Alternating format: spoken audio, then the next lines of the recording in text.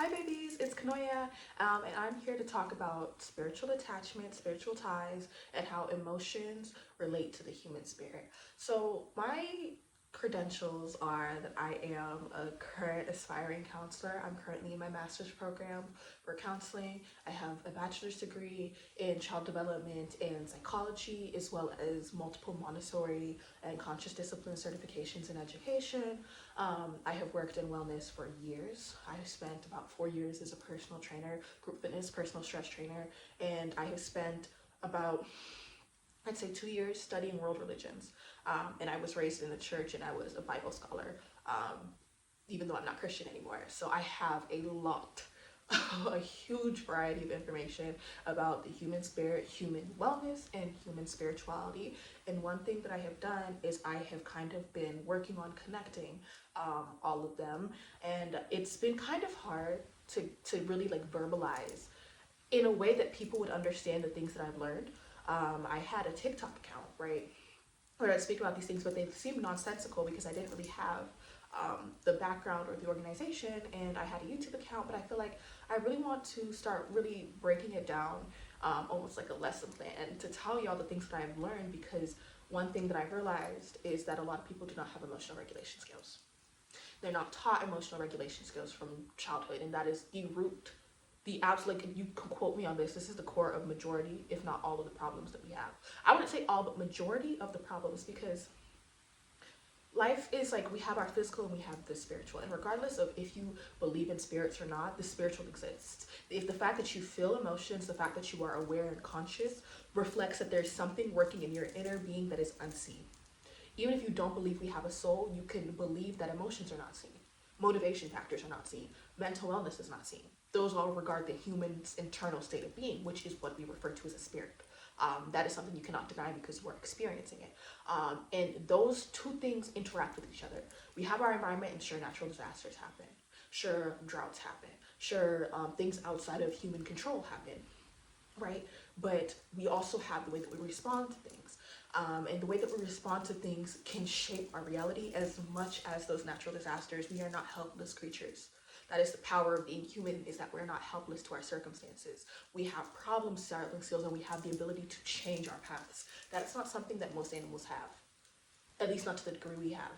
They're not able to change their circumstances as much. They're not able to switch the reality that they're in. And by reality, that's just the thing that is around us.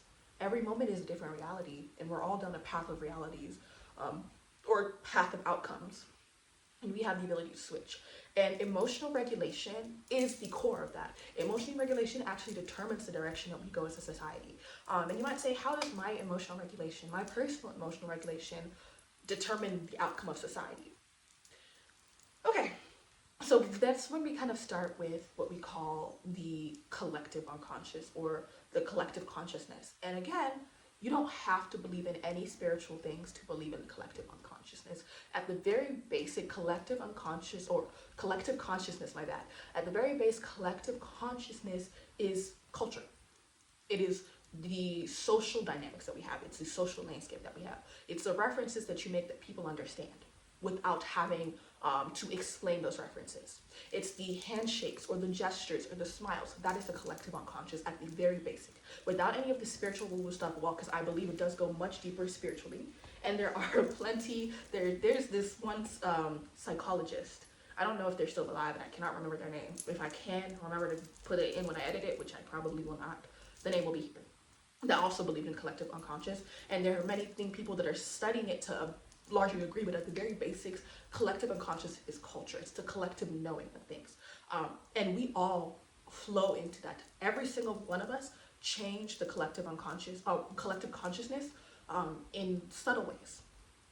There's no culture without the people, right? And you do determine the culture. You do determine the culture. The one thing that you say, one thing people don't realize is how social diffusion works, right? Social diffusion is essentially like when you say one thing, for example, if you start, how rumors start, essentially is a really great way to talk about social diffusion. When you say something and you, this is really fun. Amare, I think that's how you pronounce her name. She's an Afrobeats artist. Someone once told me she was half Indian. And I don't know if that's true. Someone told me, and then someone else also told me that wasn't true. But do you know how many people I have told that Amaray is biracial? That she's biracial, that she's Blasian, and they believe me. And I'm thinking that one person who probably also told other people has now impacted a whole group of people's beliefs and switched a little bit of the collective consciousness, right? And the culture that we are taught is very heavily manipulated by our media that we watch. It's very manipulated by the people who have like power. So that's all from politicians to celebrities to artists. Those are the people that usually hold up the collective consciousness, which is, side note, why I say art is extremely spiritual. And I will one day make a video about that. I did make a video about that in the past and I deleted it because I feel like it didn't make any sense. We'll be working on making more clear videos in the future. Okay. Right. And so this is a huge impact on how we behave as society or as an individual. The culture you were raised in, the people who raised you, the people who are the closest to you within this collective consciousness, absolutely determine the way that you make decisions. How do I say this? Like, for example, the way that someone would react to a situation that if they were born and raised in America or if they were born and raised in India could be completely different. And this goes down to very small tasks. Extremely, like, people like to think of these things as bigger overarching themes, but the decision of what you eat in the morning, the decision of whether you switch lanes when you switch lanes, the decision of even how much you blink or how you breathe or how far you stand from someone or how you smile or how you smell, those very minuscule things are what are impacted by these things. And what people don't understand is that the more minuscule the detail that is impacted, the more it's going to be pervasive through your life. People will be like, what does it matter how I do my morning routine? It doesn't really matter. All that matters is this job that I'm trying to get. When those are the things that are repeating. Those are the things that are going to be more prevalent. They might be smaller, but they repeat. They're what makes up the fabric of your reality, right? And so those are the things you actually have to pay the most attention to because those are the ones that are going to slip you by. There's so many of them. It's so much easier to slip past you, right? And this is how brainwashing works within the collective consciousness because our small things are impacted and we do not see the value in them. And you might say, brainwashing, where the fuck did brainwashing come? I'm trying to make this not so disjointed because my ADHD might be taking me in 100 different directions and I did not have a script for this to keep me on topic. I will be writing scripts, I think, maybe someday. But when people are able to control the collective consciousness, they are able to control everyday individual people. And they control them in ways that they're not even conscious of because we have been conditioned to view only the big things and the big flashing things as valuable. The things that we are not looking at are the things that are being pulled on and utilized. And to create a reality that satisfies the people who have the power to do these things, right? And so one of those small things that are within that collective consciousness is how we approach emotions. And okay, and this is very important because if you've ever studied the neuroscience, if you've ever studied the psychology, you will know that emotions are the most powerful force in the human mind. And most people do not know this. They think, it doesn't matter if I'm sad, it doesn't matter if I'm happy. The same way they think that, oof, who cares about these little things? They don't matter. What I have to get to is this bread. I have to get this ass fatter. Who fucking cares about emotions? And men will do this especially men. Men do not think emotions are valid or useful. And that's why they can be some of the most violent and dangerous people to be around. That's why they can be some of the most harmful people to be around, is because they do not believe in emotions, right? Because when emotions are there, number one, your memory will always be completely clouded in whatever emotion you're experiencing. Even the things that you remember are completely dependent on your emotions. With the amygdala and how it's the amygdala, I think it is, and how it's connected with the storage of information. The more intense emotion, the more clear that memory will be. So let's sit and think about what that actually means. That's not just a fact. Let's think about what that actually means for your day-to-day life. We do things out of memory. Oh, this is a great way to explain it. You know, if you're bullied, you will remember your bullying, but your bulliers will not. you come and you try to confront them, and you say, you did this to me, and they're like, I never did that to them. It's because they may genuinely not remember, because to them that was not an emotional experience, it was for you. um, when it comes to why people can remember TV shows, music quotes more than they can maybe what they study, is because we tend to connect our emotions closer to our celebrities, our music, our media. This is important because that then will lead you into the education system and how, yes, the education system, and how the way we teach is not effective, because this is proven and basic knowledge that they teach you in neuroscience, because people don't be connecting the dots because they think these things are too small and not important. But everything is important. Everything's connected to everything, and everything is extremely important. Um, and if you also understand that emotions are tied specifically to the arts, to the media, to the music, and this is why musicians tend to be paid more than your teacher, than that scientist. Why football players get paid more than that cleaner, even though they may not be doing a job that is important to society. That they'll say artists are not important, they're useless and not doing real work, while also simultaneously paying these people millions of dollars. This is why.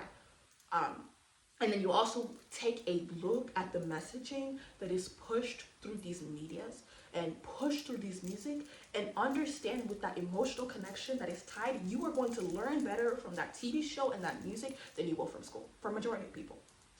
Unless they have an emotional attachment to the sciences or an emotional passion, like you're passionate about these things, you will not learn the same way you learn from school that you will learn from the media. This is very, very important, right? Emotions are the gateway to the human spirit. Your memories are the gateway. You are just your memories and your awareness. Your memories are completely what shapes you. The way your fears, the things that make you happy, the things that make you comfortable. If you think about it, everything that shapes you has to do with an emotion. And if you're emotionally aware, you'll see this clearer. If you are not, you're going to be like, no, no, no. Well, at the base of your likes and your dislikes, is your entire life not directed by what you like to do and what you do not like to do? And even when you're forcing yourself to do something you don't like, it's because it gives you something that you like money. You know what I'm saying? Your likes and your dislikes are completely attached, and those are attached to your emotions. You can only like something because it brings you a positive emotion. Let's bring it back to where we were. So when you realize that emotions are the gateway to the human spirit, you then start to understand that because they have put certain messaging within certain emotionally heavy things like the arts, they have essentially altered the way that your brain is worked. Everything that you do alters your brain, but emotions alter your brain more. As we talked about, they store your memories better, they alter your brain more intensely. And you think, why don't they do how they do? If they know that things look this way or are stored more effectively with emotions, why? Because there's certain messaging that needs to be pushed. There's a certain way to behave. If you think about, for example, the fact that everybody wants to get money, it's heavily influenced because by the fact that a lot of the media is like, you are worthless without money. Look at the messaging. You are worthless. Look at the rappers. Megan Thee Stallion, your favorite male. I don't know any fucking male rappers for real. Future. Let's say Future. Megan Thee Stallion, Future. Bum ass bitch. You broke. I'm not broke. I'm better than you because I got money. I'm better than you because I got money. I am more superior and more valuable. My life matters more than yours because I have money. And they are tied to these highly emotional pieces of media. And so that is the fabric of the entire, you cannot deny that that is not the fabric of the entire society we live in. When that is factually incorrect. Nobody's life values more, is more valuable because they have money. If you believe that certain people are more valued than other people because they have money, then you believe that the human spirit in itself is not valuable and money is what gives you value. That means you have now given your power to that money, and you have also created an emotional or spiritual tie to money. Let's talk about this with also people. For example, if you love somebody, they have control over you. That's something that we can all understand. Like, that's why some people are so hesitant to be vulnerable. That's why some people are so hesitant to be in love, and it's so scary, is because the more intense emotion you have to someone, the more they have control of you. It's why that we people do so much, and they will completely live their lives miserably to appease their parents, because they love their parents. They have strong emotional ties to them. They have strong emotional ties to their partner and even their friends, and will do anything to impress these people. In that way, that person has control of you, practice. That love is a gateway into your spirit, right? But what people don't actually understand is that resentment and hatred also give people control over you. Um, when you hate someone or you are mad at someone, for example, think about this. If someone cheats on you and you're like, I'm going to slash their tires, I'm going to break shit, I'm going to beat them up. And I know that I am literally putting myself in danger to do these things. This thing is not beneficial to me other than giving me satisfaction. That person has control over you. If you are willing to go out of your way to do something out of hatred, that is not something that is inspired by your own personal conscience. No, because your emotions are part of your consciousness. It's something that's motivated by that emotion. It's something that is motivated by that emotion that is attached to that person. You attach yourself to every single person you hate. If someone can make you act out of character because they inspire anger in you, that person has control over you. That person has control over you with hatred too. Think about this with the idea of racism. It's a very prevalent experience because that's the basis of racism or any type of ism is hatred. If you have this person that is willing, for example, if you think about it, things like the bar, like for law school. Sorry, I need to give more context. Like law school, the bar, things like credit scores, things like our healthcare, the things like grants and social security and welfare were all affected because they didn't want Black people to have access to them. That's essentially harming yourself, reducing your own benefits and your own privileges because you hate someone else. That is control. And you have to ask yourself, but it's not Black people who are controlling this. Who is controlling them through their hate? Because that is not a logical decision to make. You think about these people who have voted Trump into office mainly because he promised to, they say it's because of the economy, but none of Trump's economical plan, I don't think anyone ever actually talks about economic plan. I don't think anybody actually really talks about it when they say, oh, it's good for the economy. How?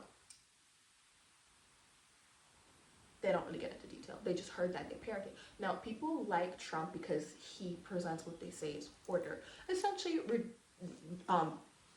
being their weapon against the people that they hate. That is how he's presented himself.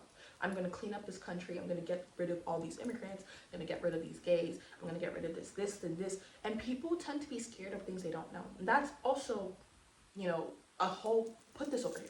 People tend to be scared of what they don't know, and that is very related to emotions and spiritual ties. We will get to that later. And people take advantage of that. That is control. That it's brainwashing. The stronger the emotion, the more it changes your brain. Repeat this with me. The stronger the emotion, the more it impacts your brain. This is science. This is not spiritual stuff. This is not mystical stuff. This is the psychology. This is the neuroscience. This is the biology. The stronger the emotion, the more it is going to impact how your brain functions. Which means if someone can inspire an extremely strong emotion over you, they have now gripped your brain. They have now essentially gained the power of rewriting how your brain works. So now you have a bunch of people who are literally, you see what Trump's doing in office, removing protections for people, and they don't understand how that impacts them. All they can see is how it harms someone else because their hatred has kind of put blinders on, so that they can only see to what they hate. They can only focus on what they hate. They can only remember what they hate. And essentially, that is one of the most effective ways to just gain control of people blindly. People will be willing to put their own lives on their line because they don't like other people. Think about the people who go to the military. Now, there's a lot of different reasons people go into the military or become a cop. But a lot of good enough of them that it is something that is relevant, go in because they're like, I want to protect my country from the undesirable way of thinking, undesirable people. We need to get rid of these undesirables. So I'm going to literally put my life on the line. People will be willing to put their lives on their line. You think about the militias that are forming. When you think about white supremacist organizations. People willing to put their lives on their line. People who are willing to alienate themselves from their community. There are people who are willing to essentially alienate themselves from everyone around them, remove their support system, get fired from their job, put their lives on the line all because of hatred. That is not the actions of someone who is sane. Not even sane. I don't like to use the word insane or insane because we all are subject to this. You are subject to this more than you think that you are, because we're gonna get to that too. We're gonna get to that too. How you, even if you don't think you hate people, you don't have that hatred, that racist. I'm not racist. It's impacting you too. And so it's honestly brilliant, because the gateway to the human soul is through their emotions. It's the gateway to their mind. It's the gateway to the brain. So essentially, the only thing you have to do to control someone or change their mind is to inspire a strong emotion to them.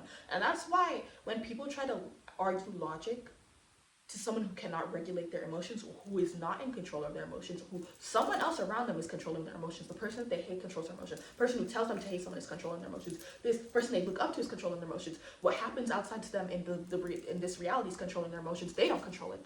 Their circumstances control their emotions. If someone cannot control their emotions and does not have emotional regulations, you can never argue logic to them. You cannot change their mind.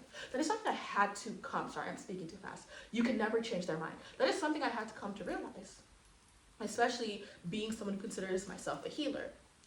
Being someone who I consider myself quite wise. In at least certain areas, I consider myself to be quite wise. And what I started to realize is that it doesn't matter how much information or facts that I have. If someone has a strong emotion attached to something, it's not a logical thing. People will do illogical things because information, as long as it does not carry that emotional attachment, is just information. We receive information from everywhere. That's what I want people to understand. We receive information from everywhere all the time. Emotions are essentially like putting a highlighter over information. We are receiving, as I'm sitting in this room, I'm receiving information from the temperature, from my own voice, from the camera screen that I'm looking at. Everybody is always trying to give you information. You are just going to be one more person in their informational input. That's all you are. Until you can highlight that information in a emotion, it doesn't fucking matter. It doesn't fucking matter. And this is also, we're gonna also, because I remember I put something to the side here. I don't remember what I put to the side here, but I'll remember. We're gonna put something else to the side here. It's also, when people talk about religion and say religion makes people nonsensical, I don't think religion is a bad thing. I think the fact that we have, I'm trying to think of a way to say this, because I don't think religion in itself is bad, but essentially what religion has done is inspired very intense emotions in a lot of people.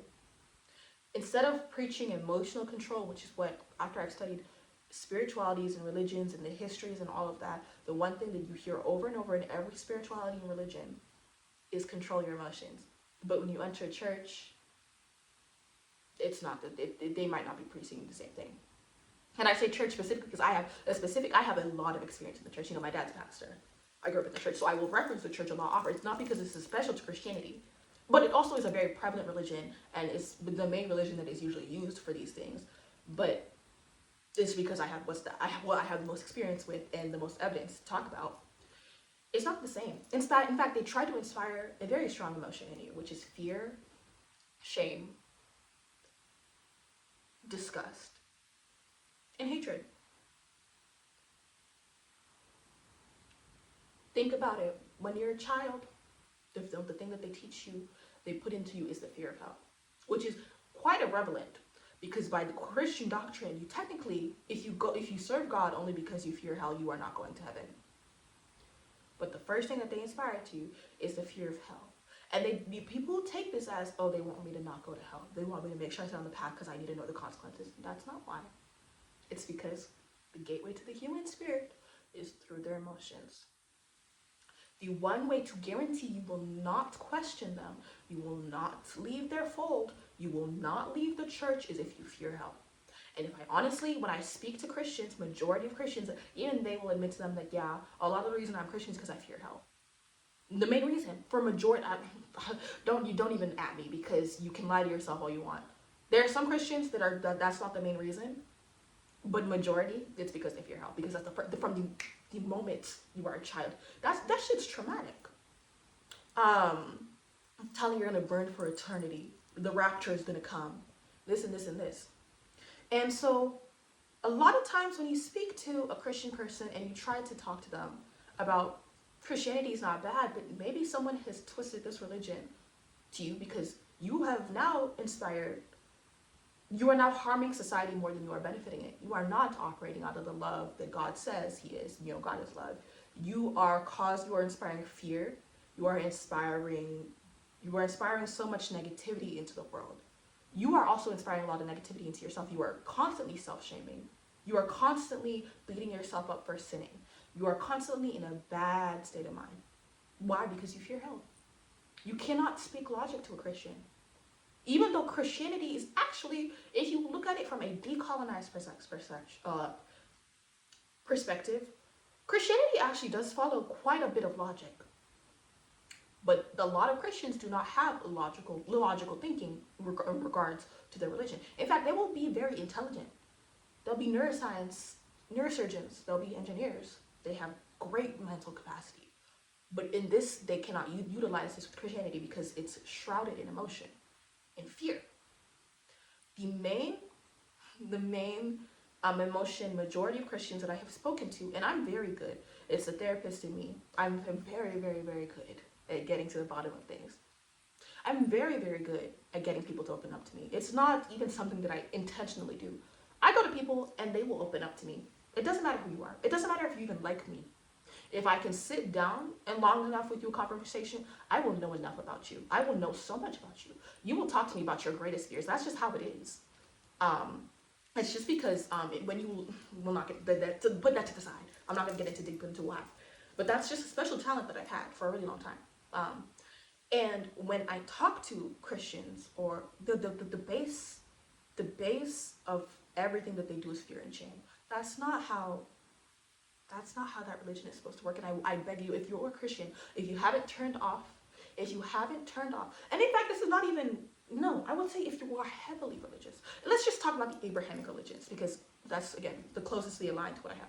If you are part of an Abrahamic religion, Judaism, Islam, Christianity, the one thing that I ask you is, when you analyze the way that you think about yourself in regards, or think about the world, think about yourself in regards to your religion, how much of it is rooted in fear and shame? Fear of hell. Oh, I don't want to go to hell. I don't want to go to hell. I'm going to go to hell. I'm going to go to hell. Shame. Oh, I'm so bad. How dare I do this? I don't love God enough. Disgust. How dare she do that? Doesn't she know that's just so ungodly. That shouldn't exist. That's so ungodly. Look at what our world has come to. Those are statements that I hear all the time. How much of your religion, your religious beliefs, your spiritual beliefs is rooted in disgust, shame, or fear? And then I want to ask you, is that what your religion preaches? And how did you get there if your religion preaches love, acceptance, and light, but your religious beliefs are rooted in fear, shame, disgust? How did you get there? It is not just because, oh, I'm wrong. I just, there's something I need to work on. No, it is. That is how it is supposed to go. That is how it has been inspired into. And I think people need to understand that there's not much in this world that is purposeless or that does not have a reason. Do not just think that this just happened because you're bad, because that's really not a reason. What is the reason? It's really frustrating for me because I try to point this out, but people's brains start to close. The moment you touch on something that inspires a strong emotion in someone, their brain will begin to close. Think about this like someone who's in love with someone who abuses them, or someone who's in love with someone who's not good for them. You cannot speak logic to that person. You cannot speak logic to that person. Someone who hates themselves or is depressed,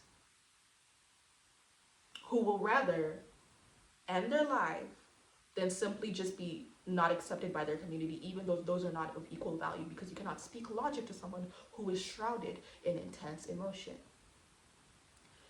I want you to try this. I want you to try this. I want you to talk to someone, and I want you to try your best to see where their emotional points lie.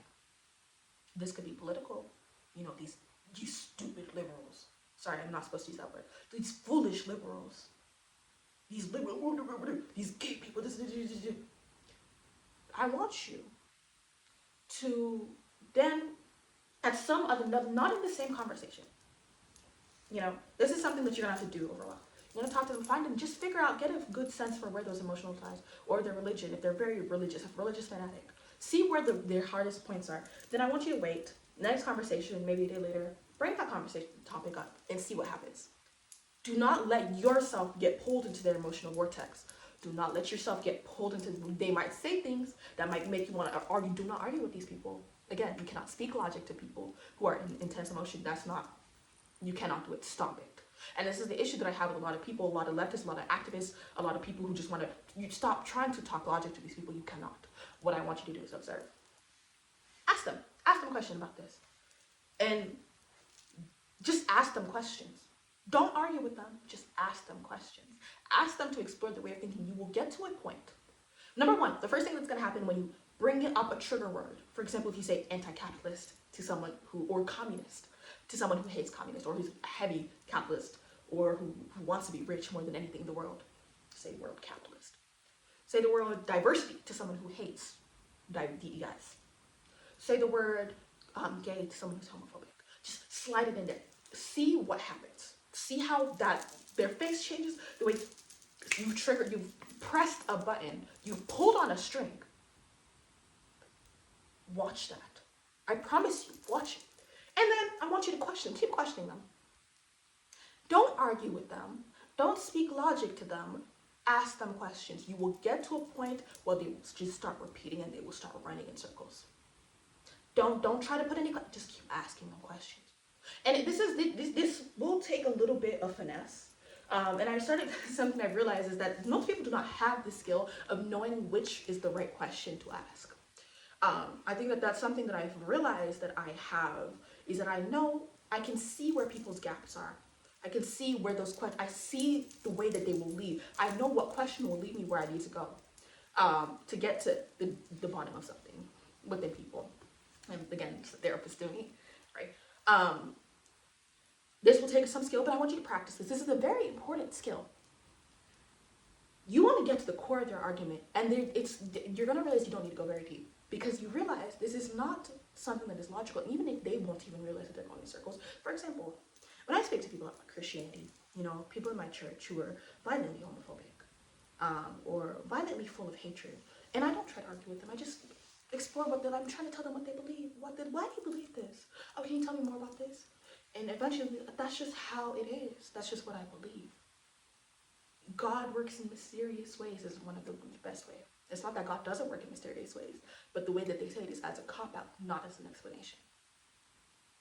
I just believe, no, it's just a sin. It's just a sin. It's just a sin. God said no.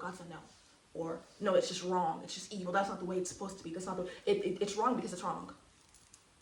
It's wrong, but that's just not the way it's supposed to be. Is that an actual explanation? No. Because there is no core explanation.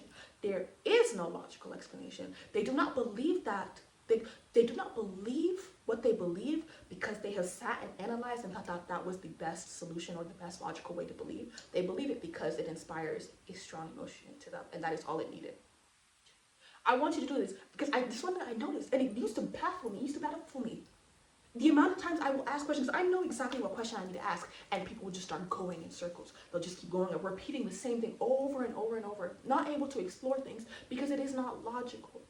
And when you start doing this with removing your own emotions from it, because emotions will cloud you. They're not bad. Emotions are not bad. They're useful. But the way that we are taught with emotional regulation, which we will get into that, and we'll get into my experience in Montessori school and in public school, and how I know emotional regulation is not being taught.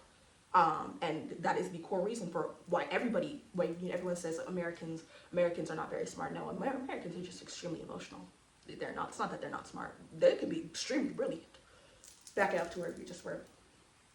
When you remove your own emotions from it, you don't let yourself get triggered by what people say. You don't let yourself get upset. You don't let yourself, and then that also will take practice.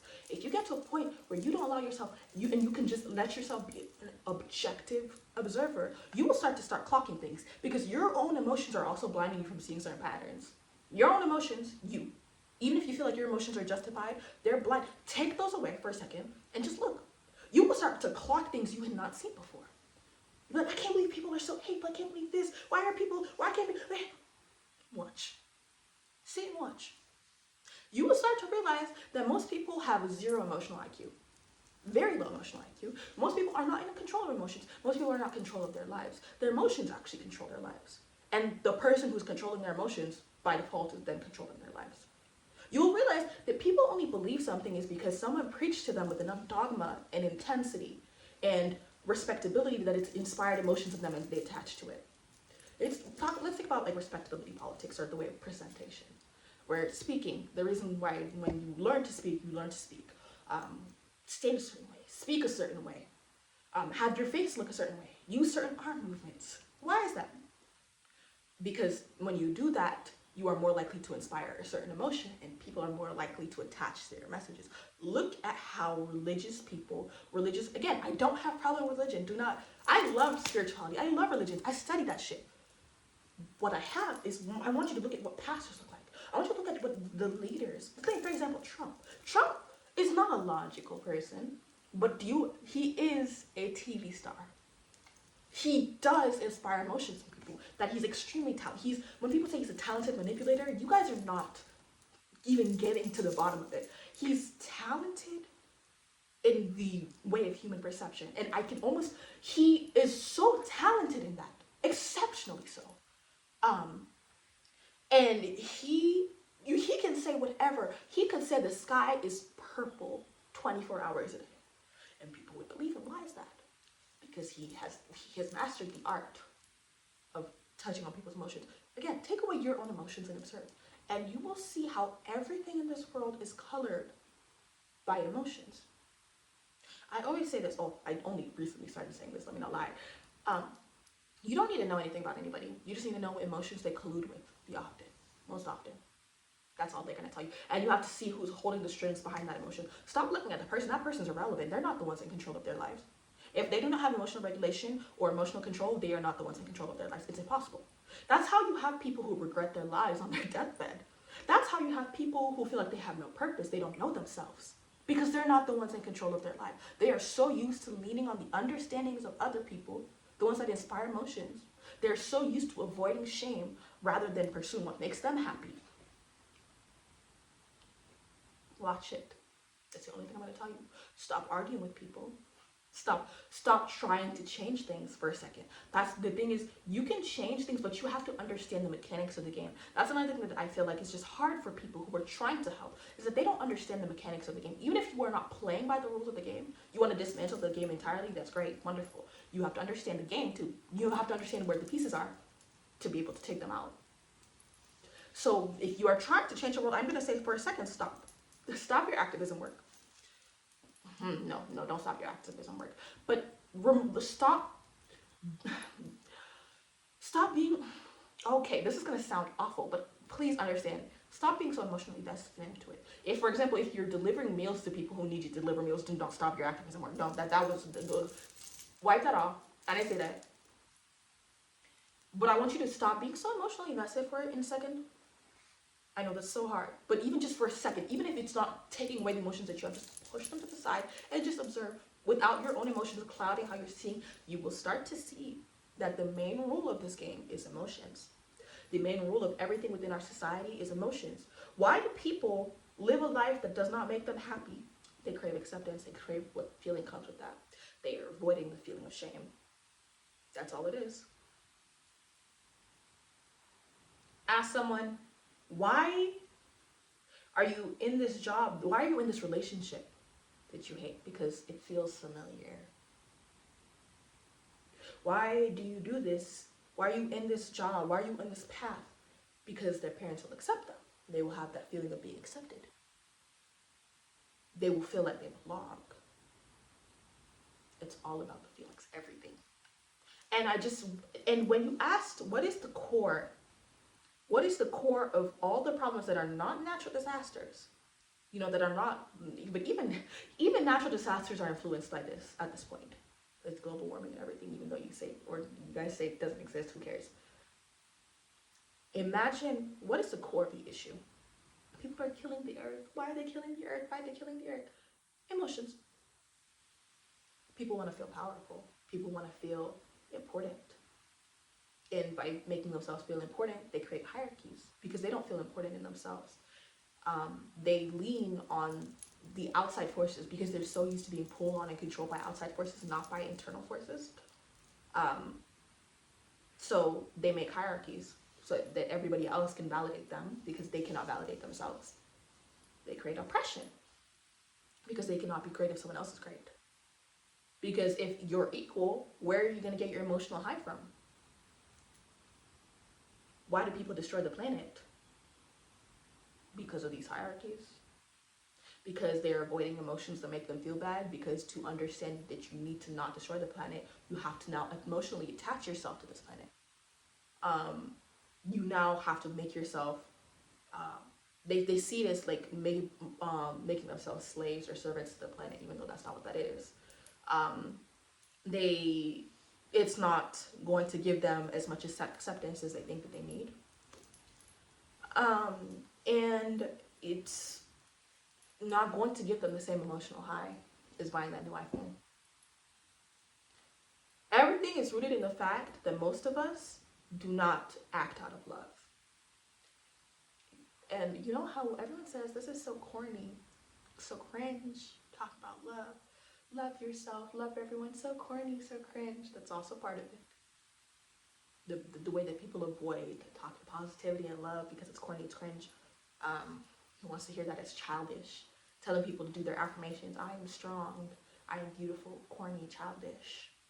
It's all purposeful to make you avoid it. But if everybody think about it, if everybody all over the world rooted all of their actions in love, there does not need to be.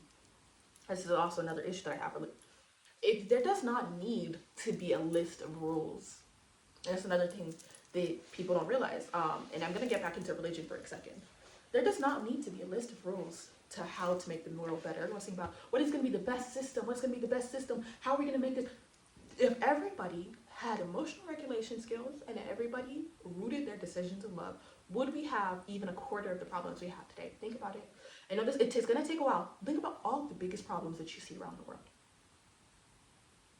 And this is for my people who actually want the world to be a better place, not for my people who think that the world is only a better place when everybody's conforming. Who think if women didn't wear short skirts, the world wouldn't die. It's relevant. I don't care. I'm not even, as I said, I do not argue with you. If you have stumbled onto my video and you're triggered by the things that I have said, go be triggered in my comments. I will not argue with you. Why are you shrouded in emotion? Take that out. Control your emotions and then we can have a conversation. Until you're able to do that, we will not be having a conversation. I will not waste my time. Right? Think about the reason men are sleeping with each other. That's the biggest issue, not the fact that people are starving. Those are not equal in weight. The only thing that makes one weightier than the other is your emotional attachment to the issue. Ooh, who said that? But for my people who want the world to be a better place, you want everyone to be fed. You want the world to not be dying. You want people to not be traumatized. You want people to live in harmony. You want, objectively good things to happen to the world. Things that actually benefit society and move us forward and keep us safe and protected. You want less violence. You want this. What is if everyone had emotional regulation skills and rooted their actions in love, we would not have a quarter of the problems we have in this world. That is the only thing that we need to do. That is why I stopped doing a lot of I used to do a lot of video essays on TikTok talking about these issues and this is and this and this and this. And then I realized I'm wasting my time. The only thing I need to be doing is telling people to control their emotions. I don't care how, I don't care what direction. I'm not going to tell you what the right thing to do is. You're not going to hear me. And in fact, the way you approach the right thing is not always going to be the same. The way that the right thing for me and the right thing for you is actually not going to be the same. We all have different roles within society. Mine is to be a healer and an artist. But some of y'all, it is violence. It is protecting the people from dangers. It is, that's a very nuanced topic. So that's a very nuanced topic. So we're not going to get into that. Some of y'all's roles is the fixers. Some of y'all's roles are the builders. Some of y'all have different roles. So what's right for me and what's right for you will not be the same. So it doesn't make any sense for me to sit here and tell you what you're supposed to do or how to save the world or how. The only thing you need to do is regulate your emotions and get everyone around you to do the same. However, you can find out how. And remember, it's not through logic, it's through emotions. Remember that. When you're trying to convince someone of something, not logic, emotions. How can you inspire someone to regulate their emotions today?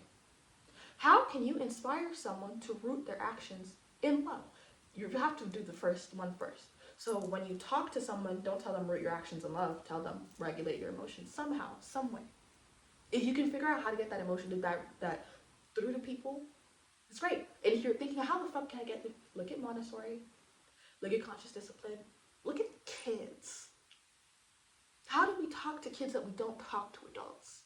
Kids are the secret here. I don't care. They are the secret here. They're the secret to it all.